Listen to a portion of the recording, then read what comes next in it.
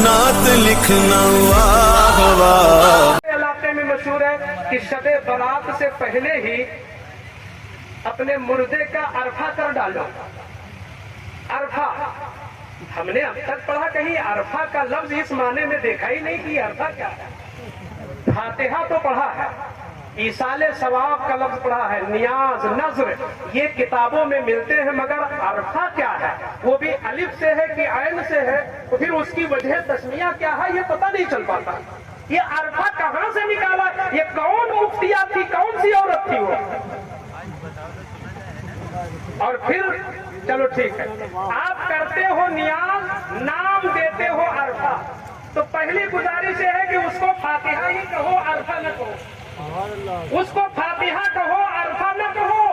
ये आज के मिंबर से मैसेज है आप लोगों को।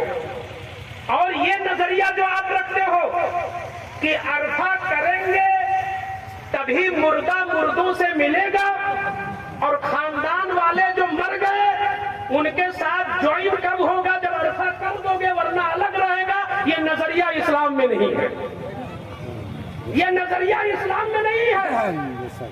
अल्लाह जिसको जहां मिलाएगा वो मिलेगा। तुम्हारे अरफा करने से मुर्दा मुर्दे से नहीं मिलता है। ये सोच बातिल है, ये सोच गलत है। शरीयत में इसका कोई वजूद नहीं है। वजूद है तो सिर्फ इसाले सवाब और फातिहा का। और इसाले सवाब और फातिहा का हर वो तरीका जायज है जो शरीयत के किसी कानून से टकरा न रहा हो। लेकिन आप जो अरफा करते हो वो शरीयत से टकरा रहा है।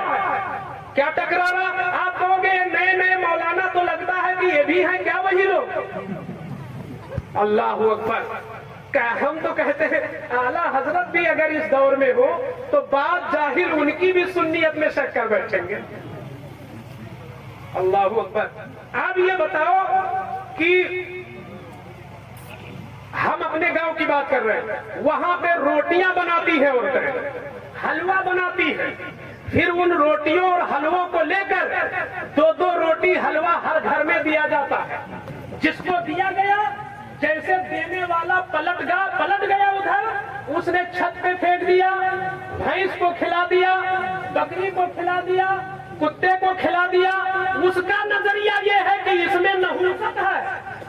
उस पाने वाले का नजरिया यह है कि इसमें नहूसत है, खा लेंगे तो हमारे बच्चे बीमार हो जाएंगे, या आसेब आ जाएगा, मेरे घर में बला आ जाएगी, या उसके पास जो कमियां थी वो कमियां हमारे घर में आ जाएंगी।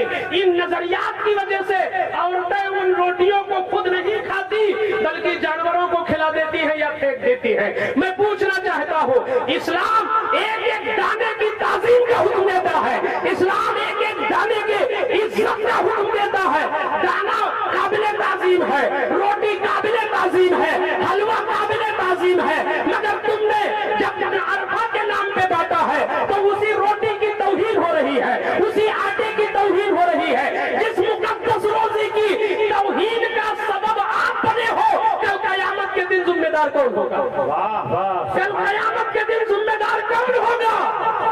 इसलिए मदरसा मसूदिया में आने वालों और हुजूर शेखुल मशाइख, अशरफुल उलमा, अहसनुल मशाइख की जियारत करने वालों, इस बरकाती फकीर का ये मैसेज कबूल कर लो कि आज के बाद ऐसा अरफा न करना, बल्कि तुम्हें फातिहा करना है तो दारुल उलूम के चंद बच्चों को बुला लो, खाना बना लो, अपने घर में तिलावत करवा लो, नाज शरीफ पढ़वा लो, सलाम पढ़वा लो, दरूद की महफिल कर लो और मुर्दे को बख्श दो और बच्चों को खिला दो।